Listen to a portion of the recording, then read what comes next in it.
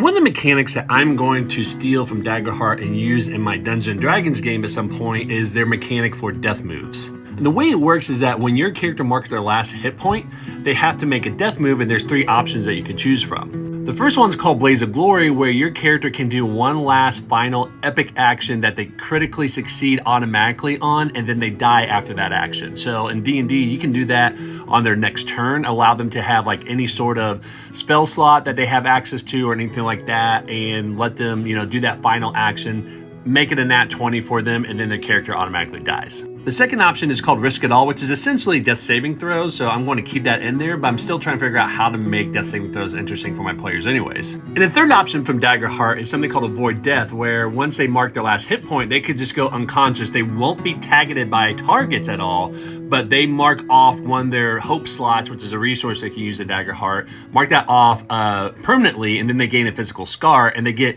6 hope slots in Daggerheart. So this is a little tougher to translate into Dungeons & Dragons because there isn't an equivalent of a hope resource in Dungeons & Dragons, but I think the way I'm going to do it is that a player can choose to avoid death, get a permanent scar, but then they have to permanently reduce one of their ability scores by 3.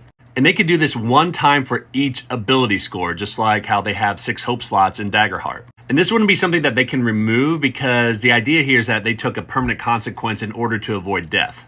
So once they get to their 6th ability and they have to reduce it by -3, then their character has to end their journey, whether they die or they, just retire their character from adventuring. So I want to get your thoughts on this. What do you think about this translation, this transference of that mechanic of death moves from Daggerheart into Dungeons & Dragons? Is that something that you think you would really enjoy to have those options when your character goes down to 0 hit points, or do you think that's a bad idea? Let me know.